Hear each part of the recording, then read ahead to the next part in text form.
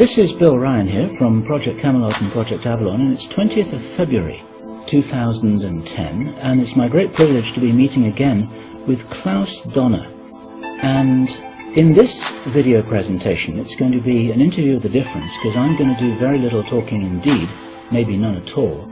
And Klaus is going to be doing an audio commentary on one of his extremely special, unusual and fascinating slideshows about the artifacts and the various phenomena that he has been researching, discovering, investigating personally all over the world, relating to what I think you could legitimately call the hidden history of the human race. Would you say that's a good summary, Klaus? That's a very good summary, yes. So I'm going to step back here, and what follows now, just kick back and enjoy this slide presentation, and Klaus is going to take you through his own journey. You can accompany him on his own journey through his own discoveries.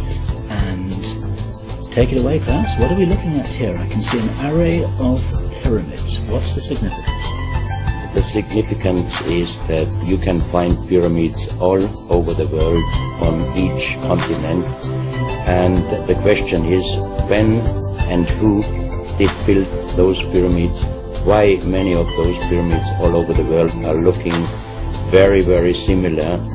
Another question is, did there really exist a global civilization? And I think many of our researchers are really telling us that once upon a long time a global civilization existed. But how many thousands of years ago, we don't know.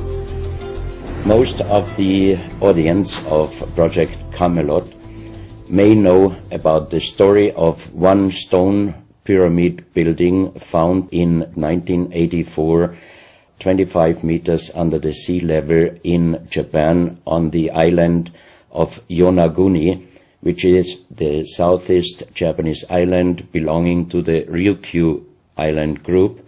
And there is still a struggling of some international archaeologists who are saying that these monuments were done by nature. But my friend Professor Masaaki Kimura did several years since then researches not only on this monument, but also he found several others close by. On the right side down you have a model, and one thing nature is definitely not doing on top of two platforms of this monument. There is one huge stone turtle and one huge stone bird like an eagle.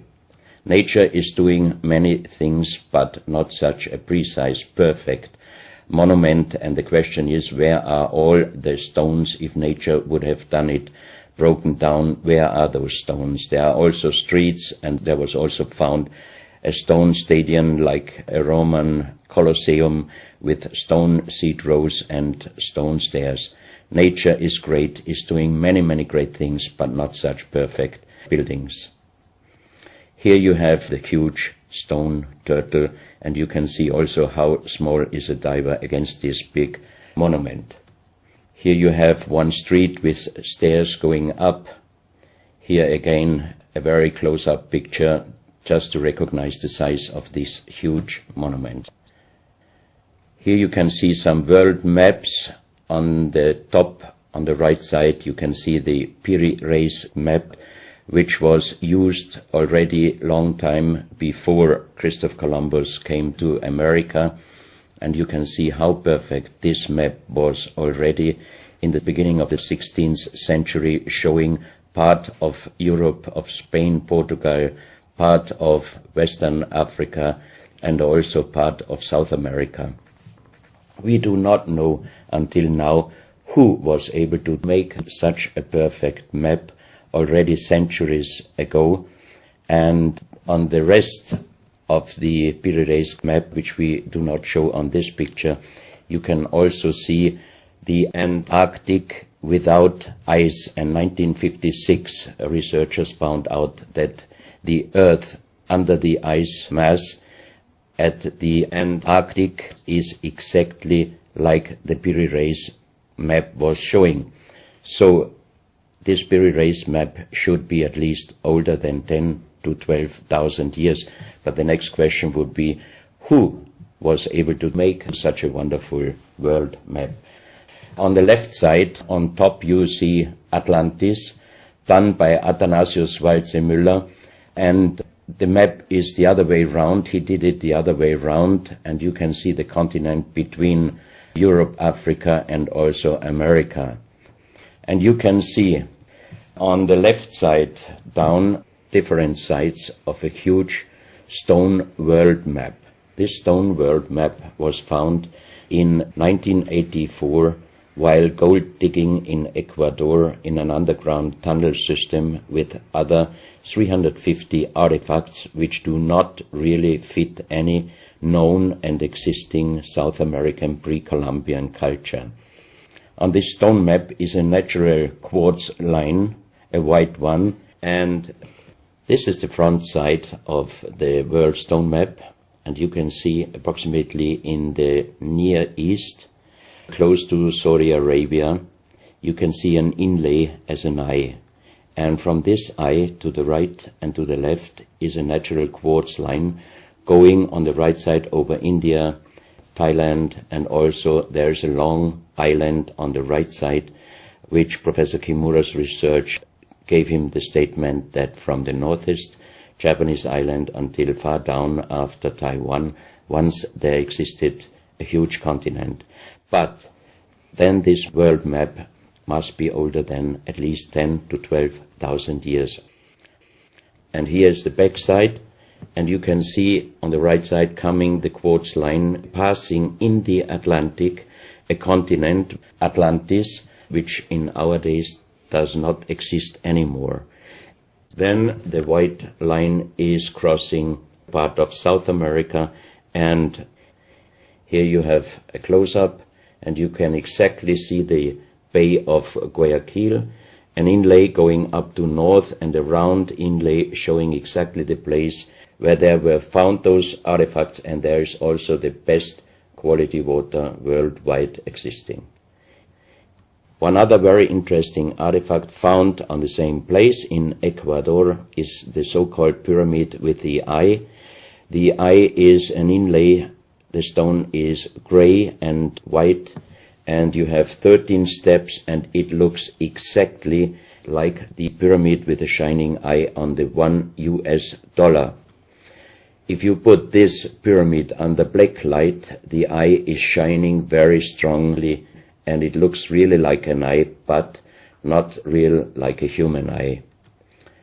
Here you have a close-up of the eye, and you can see the colors of the inlay. On the bottom of this pyramid, you have the inlay in little gold plates showing the Orion star constellation, and you have unknown writing. The translation of Professor Kurt Schildmann, who was the president of the German Linguistic Association, and he was perfect in more than 40 languages. He was able to translate this writing. He called it pre-Sanskrit because it is older than the oldest writing.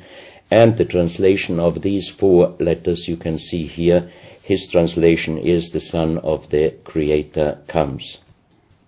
As we found the same writing on stones in certain countries like Ecuador, Colombia, Illinois, United States, Clausel, France, Malta in the Mediterranean, Turkmenistan, Australia, and in southern Calabria, Italy, just a few years ago.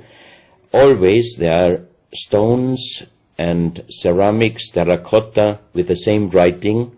That means this writing existed once worldwide, and that means there must have been a global civilization older than Sanskrit, older than 6,000 years. And Professor Schildmann also told me that this writing has a little similarity to the Indus writing and also to the Easter Island writing. And as he said, this is older than Sanskrit. He called this writing pre-Sanskrit.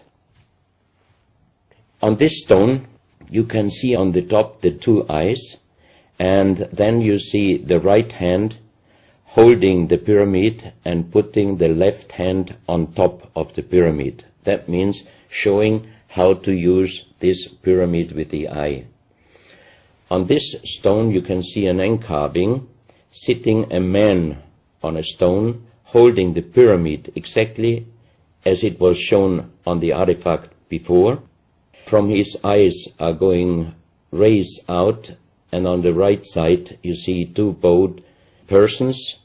On his head he has something like a small helmet, and from this helmet goes up like an antenna to a strange object over him. And here you have the photo of the discovered helmet. We could not yet make a metal research or checking what kind of metal was used, but you can see in the center of the helmet that something is missing, and that might have been this kind of antenna which was shown on the artifact before. Another very strange finding from the same place is one big jade cup and 12 little jade cups.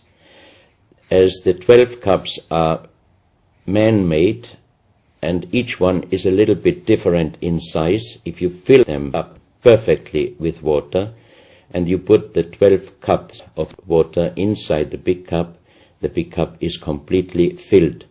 The next strange thing is that you can see on the little cups numbers which are looking like the Mayan numbers, but if you compare them with the Mayan numbers, you find out that there are some little differences. And on the big cup you can see a perfect inlaid star constellation, also showing the Orion and other stars. And inside the big cup it is very, very magnetic, and outside the cup nearly nothing. Professional geologists are saying this is impossible, because if a stone has metal particles inside the stone, it must be same magnetic from both sides. Here you have a close-up of the big cup, and you can see a perfect inlay of star constellations, and they are shining very brightly if you put black light on it. Here you have some small cups that you can figure out more clearly the style of the numbers inlaid in a strange material, also shining under black light. That's another piece, a jade plate with the same star constellation inlay like on the big cup, and two persons facing the sky, and on the next picture you can see that also the eyes of these two statues and the star constellation is shining very strongly under black light. This was once a hard-formed brown stone, changing the color in the center of the stone into black, which usually in nature does not happen.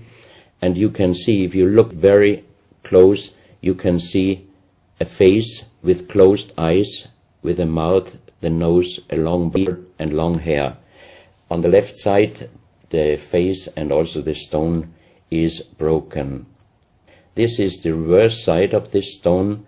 You can see a spiral and a triangle. The center of the triangle is very magnetic, also shining under black light. Here we have the backside of a cobra. The cobra never existed in South America, but this one was found at the same place. On this side of the cobra head you have 33 lines in lines. So 33 is also a very mystical number since long time. And on the left side and right side you have 7 points inlaid, and maybe these are the chakras.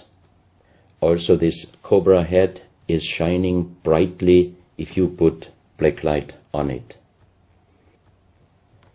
Another object here, you have a perfect worked dolphin head, and also this artifact is shining under black light. Here you have a kind of stone helmet. You can put this granite stone helmet on your shoulders, or you can lay your head inside it, and the inlay points which you see on this helmet, some experts told me that these points are exactly the acupuncture points on the human head. Here you can see how it might have been used, and a few months ago they found at the same place an unfinished stone helmet. So that means that also some of these artifacts were made directly in Ecuador, but many, many years ago. And also the inlay on this object are shining under black light very bright. This is a fantastic jade snake, and also the inlay points are shining under black light. Here we have one artifact which is very perfectly carved on the back side, so that means it might have been used to put this artifact on the front of your forehead. You can see the two eyes inlaid, and on the reverse side you have the so-called third eye. Maybe this artifact was used for some ceremonies or for meditation. Here we have a jade plate with an inlay of a spiral, also shining brightly under black light. Another one, you can see 7 rings inlaid in the jade plate and also shining under black light. Maybe this also could be a presentation of the 7 chakras. Here is one of the ceramics found there. It's a great masterpiece, and the question is, how can you make this artifact out of one piece of ceramic? Here we have another pyramidal stone found also in Ecuador. On top you see the pyramid with the eye, and you have down several spirals and symbols. Some of them are very similar to the churchward Nakal plates, which he found 1880 in India, and the translation was talking about the sunken continent of Mu. This is a marble with another inlay of a spiral, also shining very brightly under black light. Another stone in a pyramidal form with an inlay of an eye. Here you can see again the pyramid with the eye, and on the bottom you see the Orion star constellation, the 3 Orion stars, which might focus us to the 3 pyramids in Egypt. Here you have a ceramic statue.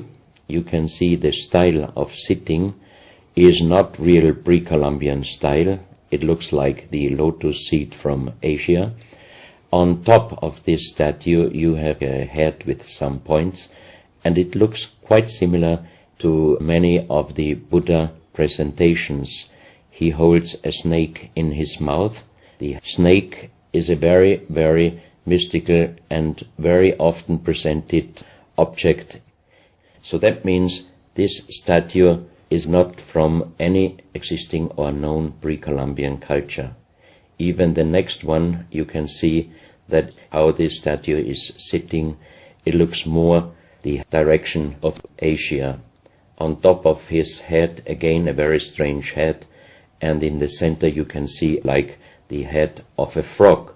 Also the frog is a very mystical animal in old South American pre-Columbian culture, but also in Africa and also in Asia. Here another ceramic statue holding a kind of plate in his left hand, and it looks also not really pre-Columbian culture. This is another very strange artifact holding a stick with a snake.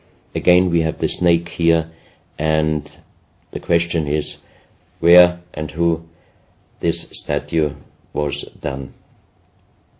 This is a photo of the Altiplano in Bolivia.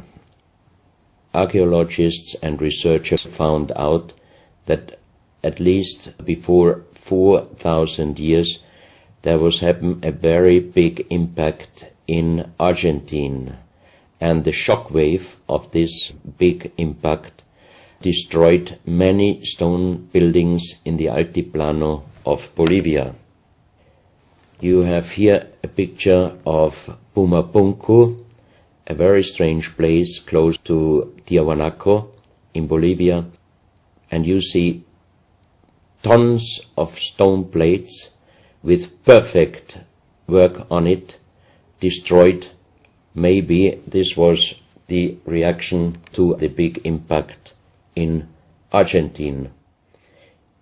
Here you have my friend Giancarlo Bonfanti, Italian researcher, in the center of the so-called Sun Gate in Tiahuanaco in Bolivia, and some researchers write that the figurines on top of this side of the Sun Gate are showing the Venus calendar. Here you have one of the big stone plates from Pumapunku, and you can see how perfect this stonework was done.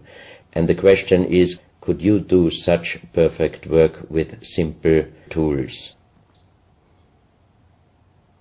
Close to this area, they found skeletons with a size of 2.6 meters. And the picture on the top shows you the skull of one of these skeletons, and it looks like it is deformed, but definitely these skulls are not deformed. They are natural style, like an egg. On this photo you see how strong the jaw of those skulls were. This is a front view, and the most interesting photo is this one, because you can see that the top of the skull does not have the 3 plates which we have as Homo sapiens, and that shows us that these skeletons are not Homo sapiens. What we might be able is doing a DNA check and an age dating on these skeletons, because we are very much wondering what kind of humans did exist long time ago and how long ago. On the next pictures I show you some artifacts found close by the real giants, and when I first time got this mask in my hands, I tried to look through the 2 eyes. At that time I didn't know that they were belonging to 2.6 meter skeletons, and I was just wondering, why did they make masks where you can only look out from one eye? But after knowing that those people were over 2.5 meters, I could imagine that their skull was of course bigger than our skull, and that's why these masks were for us oversized. That's another mask from Bolivia, another one with very wonderful encarving, many spirals and many symbols, which we also found in many other cultures. This is a very heavy stone figurine, and again here you can see on the top the head of a snake going down on his backside. This is the reverse side. You can see again the snake. So that means the snake must have been a very, very important animal in the past of our history. Here you can see a stone flute. The strange thing is that the vibration of the sound of these stone flutes is exactly the same as our brain waves. So that means maybe those flutes were used for meditation or for healing purposes. And each 2 holes are connected perfectly with each other. That means you can make perfect holes into this very, very hard stone, but how you connect with simple tools the 2 holes on the bottom, this would be even in our days a very difficult work to do. Because it's in the shape of a U and it curves around inside the stone. That's right. And with simple tools you are definitely not able to do such a work. And even the holes are very precise. This is the form of a boat, and you have 3 flute pipes at the end. Here you can see how perfectly they were made. This is another flute, very small. You can use it only with very soft blowing, and the sound is like the sound of the dolphins. This is an artifact where we do not have any idea for what purpose it was used. Now we are in Colombia. On the next few photos, I show you very strange artifacts from Colombia in South America. The most famous industrial designer and architect in Colombia, Professor Jaime Gutierrez, is collecting strange artifacts from his country already since centuries. His most important piece is the so-called genetic disc. Here you can see a disc made out of lyddite, a very hard stone. It's nearly the same hardness as granite, but the structure of lyddite is like leaves, so it would be quite impossible to make the same disc in our days out of the same material. The diameter of this disc, we call it the genetic disc, is about 27 centimeters. And on this disc you have several things presented which usually you can only see with a microscope. For example, on the left side, around 11 o'clock, you can see one egg, human egg, without, and another with spermia. On the right side, at approximately 1 o'clock, you can see some spermias, and then you have several very strange presentations which we could not explain.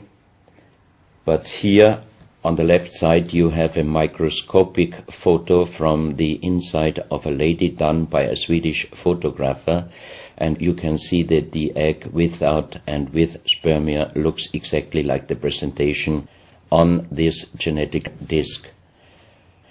On the reverse side you have on top several presentations of fetus in different size, different age, ending up with looks like a little child. You see also at the end of the plate around 6 o'clock female and male, and also on the right side around 9 o'clock you can see the presentation of man, woman and child. But the strange thing is how they present those human-like heads. Here you can see a knife done by the same material, lyddite. On top of the knife, on the handle, you have mother's head. Beyond you have the child's head, and the umbilical cord is going around the neck of the child. So that means this knife would have been used to cut the umbilical cord, saving the child's life. This is a close-up mother, child and umbilical cord. This is an instrument. It might have been used for helping the child coming out, leaving the mother, when there were some complications. And it is also made out of the same material, lyddite. You have here the vagina and the child's head coming out. And on the reverse side, you can put only your thumb inside. That means you can only use this instrument with your fingers, meaning you cannot use power. So that means it might be safer helping the child leaving the mother than our instruments we are using in our days, because sometimes the modern instruments, while being used, can damage the child's head. This, we think, is a medical instrument. It is also lyddite, and it's a perfect form. Another one, and these are other ones, they are very much smaller than shown on this photo. And when we did material check in Vienna, the most expert worldwide checked those pieces. First of all, the material. Each one is done with lyddite, and the form itself, he checked them, and finally he said, I cannot tell you how they were done, who did they make, but the only thing I can definitely tell you, from the same material in nowadays, we cannot make the same instruments. So how old they are, we do not know, but as they were found in Colombia, and they do not fit any existing pre-Columbian culture, we must consider that those artifacts are at least older than 6,000 years. But we cannot explain what kind of technology they did use to be able to make such instruments and such tools made with lyddite. You can see each piece fits exactly every kind of hand, never mind how big the size of the hand was. Each instrument, each tool fits exactly each hand which was using those instruments.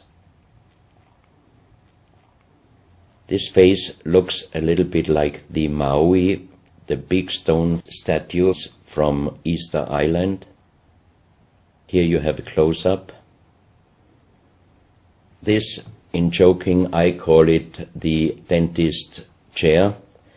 Perfectly done, but again, same material, lyddite. And the strange question is, why, if they could make such perfect figurines out of this very difficult material, why did they show the human face always with big round eyes and a little nose and a big mouth? There is no real explanation possible. This is again one piece from Colombia, lyddite. On the front side you see the mother holding the baby, and on the back side you see the man with armors, most probably for hunting. This stone figurine was found in Colombia. It looks exactly like the Maui statues from Easter Islands, but it is only about 30 centimeters in size. This is another masterpiece of stonework. You have on both sides presented one bird, but if you look at the front side, you can see that the two birds presenting a face, and on the left side, between the bird's head and the wings, you see again this unknown writing which we found on stones from all over the world.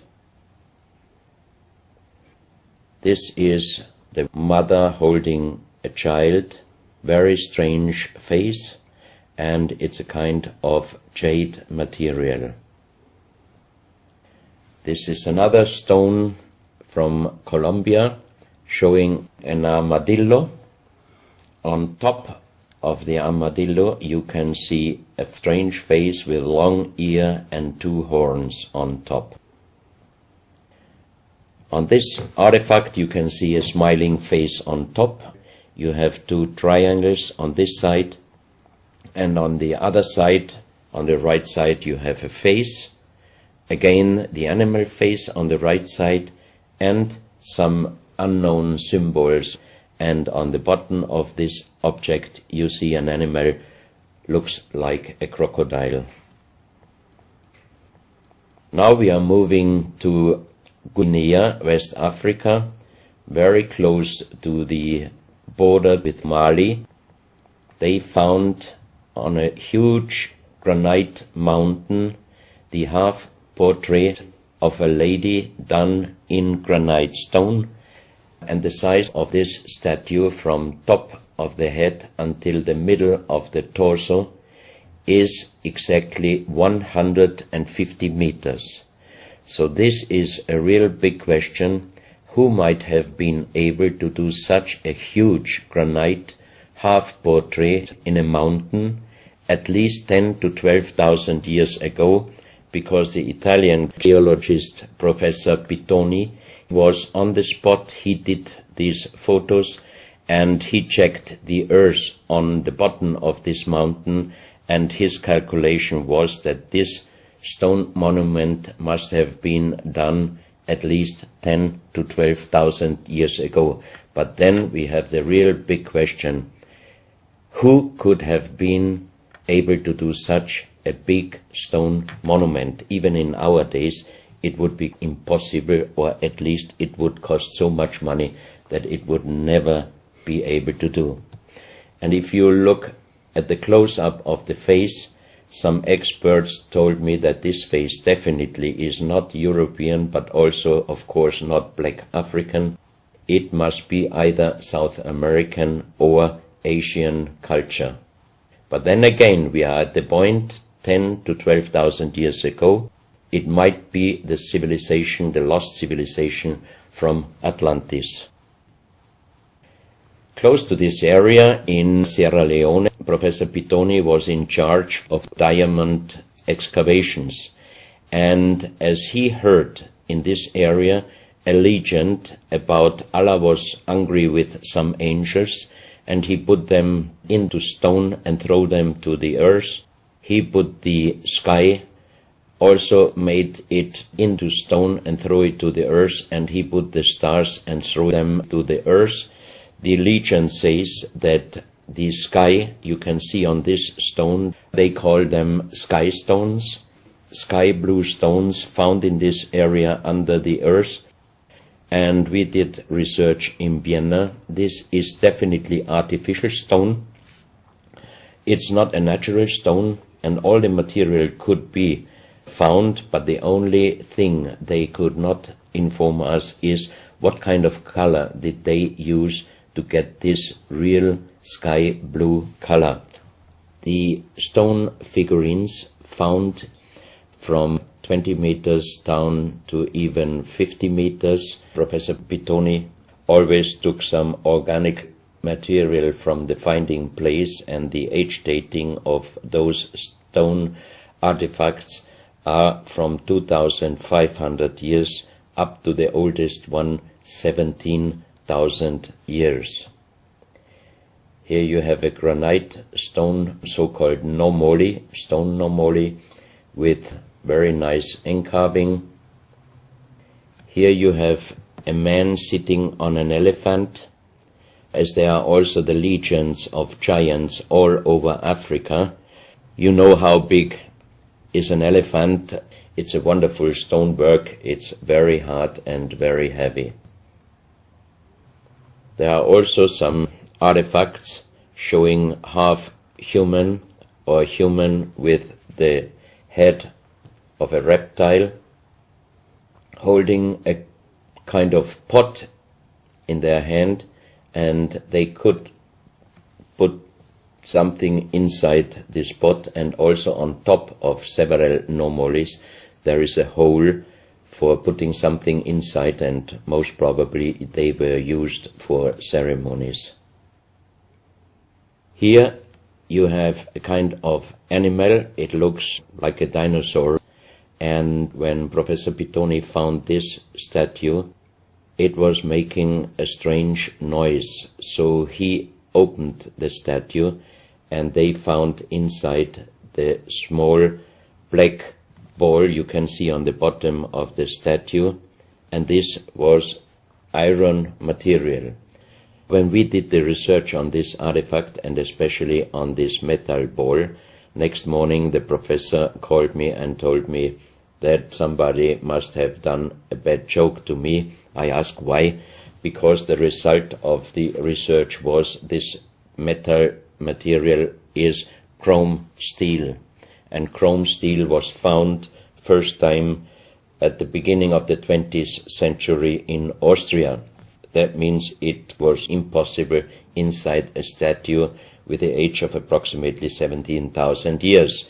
But when I called immediately Professor Pittoni, he was laughing and he said, "I'm a geologist. if a statue is making a strange sound, I do not open it just right away, but I did several X-rays, and you can see here on the right picture one of the X-ray photos, and you see that inside the closed statue already the round ball, the chrome steel ball, was existing. On this X-ray photo you can see exactly, and also Professor Pittoni saw, that this statue in former days already was opened but perfectly closed again, and he called a specialist who opened it exactly concerning this photo, the small stone ball which was closing the hole inside, and you can see that the metal ball was already existing. Some of you might have watched several pictures, photos on the internet of giant skeletons found in desert, in India, in China and other places. Most of those photos were competition photos to present Photoshop. Perfectly done. I also was quite impressed when I received first time one of those photos, but these photos I'm showing you now, they are definitely not coming out from a Photoshop competition. These photos are real skulls and skeletons. This skull was found in a tunnel system underground in Colombia. The skull is dated up to 11,000 years. The skull is bigger than normal skull, and the front teeth of the jaw are lined up in a different way than our teeth. Something that occurs to me here is that there's a very strong, pronounced jaw. It's a very prominent jawline, very prominent chin. And here you see a photograph that was shown to us by a Project Camelot insider. Now, this isn't a real photograph. This is a scene from the old Arnold Schwarzenegger movie Conan the Barbarian. And what you're seeing here is a special effect on the actor James Earl Jones. The critical thing here is the shape of the jawline. Our witness, who had spent time with the Anunnaki in real time, in the present day, said that one of the things that characterizes them, besides their size, which he says was 8 or 9 feet tall, he said they're very large and they're very strong and they look larger than that. But that's round about their height, which matches exactly the 2.6 meters that Klaus has been talking about. He said it's a very prominent, strong jawline, and this is what strikes me about these skeletons, these skulls here that we're looking at right now. Didn't know. No, you need to know this. Back to Klaus. So once again, here you have a very old photo done in a museum in La Valletta in Malta, and it shows several long skulls, and the explanation is deformed skulls, but they are very long, going to the back. This is one of several very, very strange skulls. They are presented in a small museum in Ica in Peru. Ica is located close to the famous Nazca lines, and the museum is called Museo Maria Reiche, the German lady who was researching her whole life about the Nazca lines. And in this museum you can see the most strange skulls I ever saw, all found in this area close to the Nazca lines. So the question is, what kind of humans were living there, and how did they get those skull forms? And especially this one, definitely several doctors and experts told me it would not be possible to create such a kind of deformation, because through deformation you do not get the double bone material on the skull, and on this skull even you have particles of the skin and hairs, and I think it would not be difficult to do a age dating and especially a DNA analysis of this skull. On this picture I show you some legendary skeleton forms of giants. In the year of 1964, in the south of Ecuador, in the province Loja, there broke down a part of a mountain platform, and Father Carlos Vaca, who was working as a priest in hospitals, he was called to this place and he found the broken bones of a giant. Good. Well, Klaus, I asked you if you would take us on a journey, and for the last nearly an hour, I think it is, you've taken us on a fascinating journey not only around the world, but through time, back as long ago as 17,000 years. And it's a real reminder of how little we know about what our history really is. These are important pieces of an important puzzle, and you're doing an enormous amount to raise people's awareness of what it is that we're not shown in many museums, what it is that we don't read in anthropological textbooks, and what it is that many university professors still refuse to recognize. And thank you so much for your part in helping to raise our own understanding of our history on planet Earth. Klaus, thank you.